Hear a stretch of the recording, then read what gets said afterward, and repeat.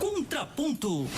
Bom dia, amigos, bom dia a todos. Vamos lá, seremos breve hoje.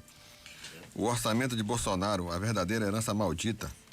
O assunto que vem preenchendo as páginas dos jornais e sites políticos diz respeito ao orçamento do ano que vem, a proposta de uma PEC pela equipe de transição do presidente eleito Lula e a opinião de gente que entende do assunto como eu entendo de apologética quântica. São tantas barbaridades ditas, inclusive por aqueles que se dizem economistas, que parece que o Brasil vai fechar as portas e decretar falência, como se o país fosse uma quitanda. Assim, vou tentar aqui dar um resumo com fatos concretos, sem a quiromancia de que passou a ser a discussão do orçamento para o ano de 2023. Primeiramente, o orçamento que está no Congresso Nacional, por disposição constitucional, compete ao atual governo federal, a sua criação e aprovação. Portanto, não é o presidente Lula o responsável por seu texto. Que fique bem claro. Como ele vai assumir em janeiro, do ano que vem, é claro que ele deve tomar ciência do que vai encontrar pelas contas públicas após a sua posse. E pelo que foi enviado ao parlamento, é uma obra desastrosa e vergonhosa, um verdadeiro desastre fiscal. E aponta aqui as sandices, vamos a elas.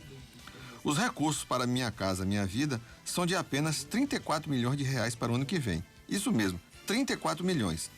Se busca incentivar a construção de imóveis populares com esta quantia. Diria que é somente 6 vezes o valor da casa que o nobre senador Flávio Bolsonaro pagou na sua mansão para morar em Brasília. O percentual do orçamento para investimento do governo federal é o menor em toda a sua história. São 0,22% do total dos recursos.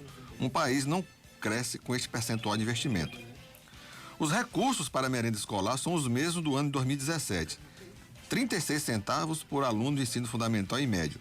53 centavos para os alunos da pré-escola. Para o Fundo de Desenvolvimento Científico e Tecnológico, houve um contingenciamento de 42%. Lembrando ainda que o candidato que perdeu a eleição prometeu no debate na Globo, que o salário mínimo seria de R$ 1.400 e que continuaria com o Auxílio Brasil na quantia de R$ 600.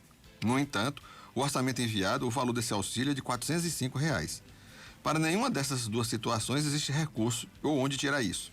Sem falar na falta de dinheiro para a farmácia popular.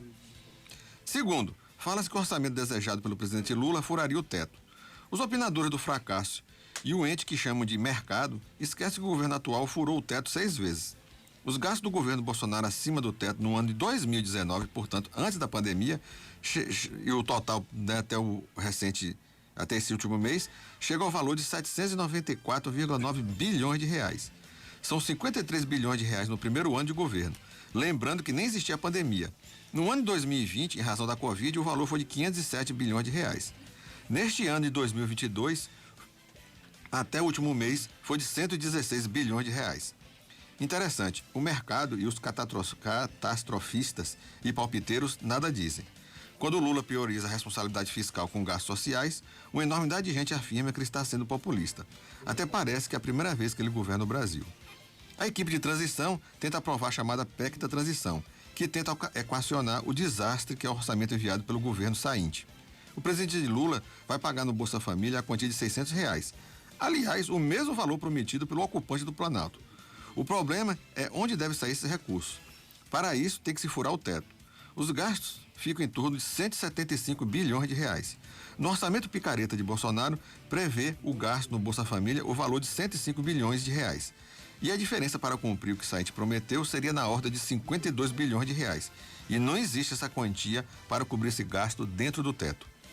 A gritaria em torno da proposta da equipe de transição do presidente Lula acerca dos ajustes que devem ser feitos no orçamento picareta enviado ao Congresso Nacional tem muito de amadorismo e muito pouco de conhecimento técnico.